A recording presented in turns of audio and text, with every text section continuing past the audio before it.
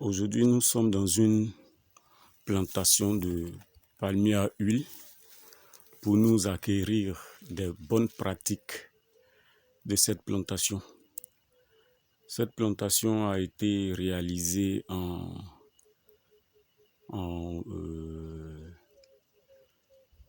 2020, entre le mois de février et juin 2020. Donc aujourd'hui, nous tendons carrément vers 5 ans d'existence. Donc, les travailleurs sont dans la plantation. Nous allons aller vers le récolteur parce que je vous rappelle que c'est maintenant que cette plantation subit sa première opération de toilettage.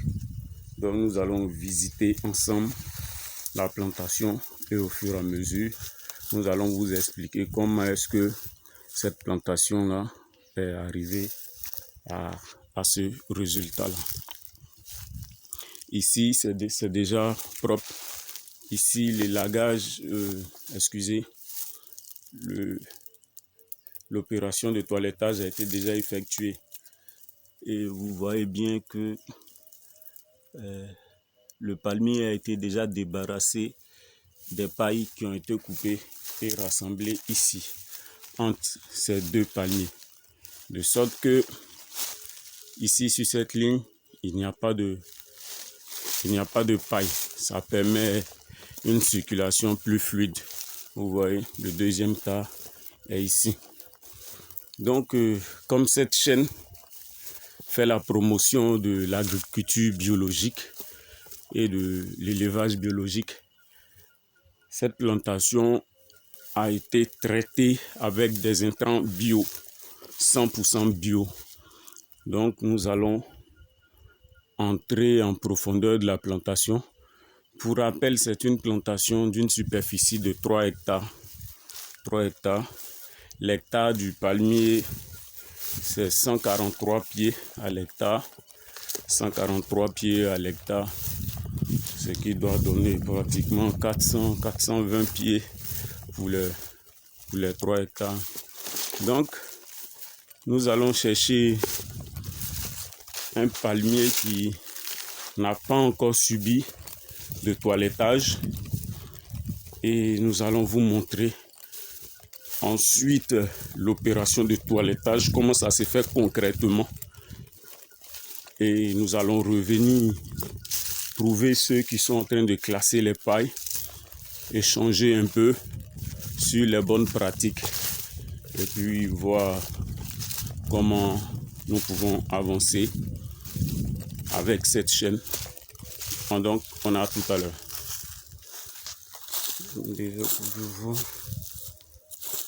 Nous allons vers le récolteur. Il doit être en profondeur dans la plantation là-bas. Ah, ça vraiment, ça me donne l'envie de manger de la sauce graine. Hein. C'est ça, hein? Les trucs bio là. C'est ça, on peut manger. Bon, excusez, je vais être le premier à goûter ça. Bon. Je vais apprécier. Bon. Souvent on dit qu'il faut se méfier des petits trous là-dessus. Un serpent enragé peut affamé plutôt peut mordre. Donc je m'assure que le truc est sain. Voilà ça. Voilà. Je vais chercher un couteau pour voir ce que ça va donner. Voilà. Voilà. Donc on a tout à l'heure. Bon, voilà ici une zone où on n'a pas encore fait l'entretien. Donc voilà un palmier qui n'a pas encore subi d'opération de toilettage. Je vais m'approcher, vous allez voir. Voilà à quoi ressemble un palmier qui n'a pas encore subi d'opération de toilettage. Vous voyez déjà comment il est sale. Voilà, malgré les régimes sont à l'intérieur. Vous voyez. Voilà. Excusez la graine, le fruit que j'ai mis dans la bouche, c'est tellement doux que je ne peux pas enlever ça maintenant. Donc, voici le palmier en question. Voilà. Et je vais vous montrer un autre aussi, un autre palmier qui n'a pas encore subi de toilettage. Quand il n'a pas encore subi de toilettage, voilà ça. C'est vraiment trop touffu. D'accord. Voilà. Les palmiers qui n'ont pas encore subi de toilettage.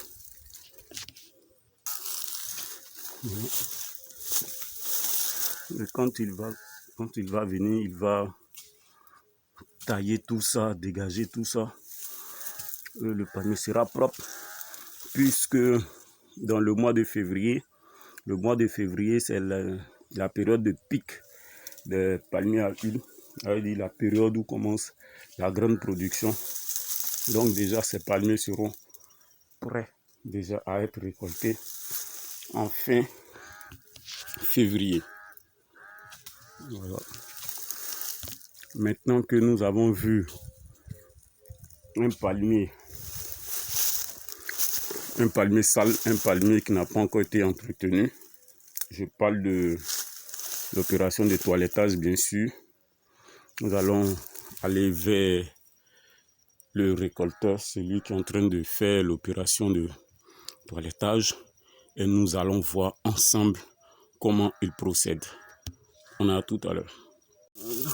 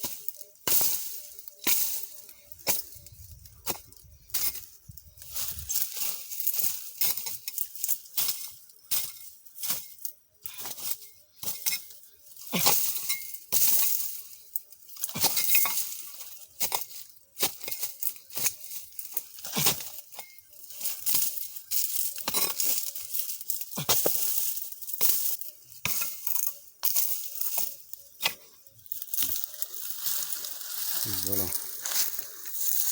1 minute 20 secondes. Ouais. C'est vraiment rapide. Ça, c'est rapide pour les professionnels, pas pour les plaisantins comme moi. Hein. Ah.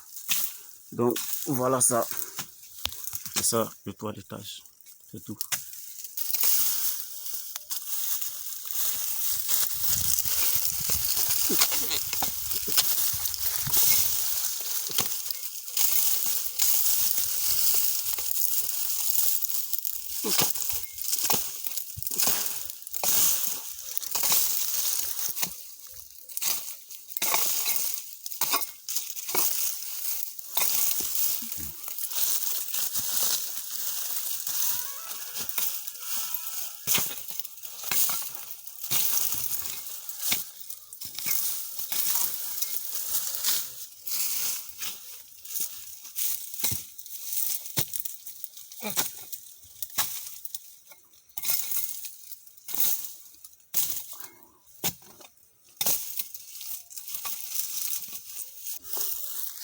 Donc en gros, vous avez vu l'opération de toilettage. Ah, c'est ça. Donc c'est après cette opération-là, ces pailles-là sont versées à terre comme ça. Donc nous allons rencontrer aussi ceux qui sont en train de classer les pailles. Vraiment c'est fatigant ce travail-là. Fatigant. Donc pour tous ceux qui auront besoin éventuellement de d'un récolteur, vous pouvez m'écrire en inbox. Je vais vous donner le numéro de cet excellent travailleur-là. Pour moi, il est excellent parce que j'ai visité pas mal de champs. J'ai vu que ce monsieur-là, il est bon, il est bon, il est bon. Donc, nous allons maintenant vers les autres pour voir en quoi consiste leur activité exactement. Et à tout à l'heure.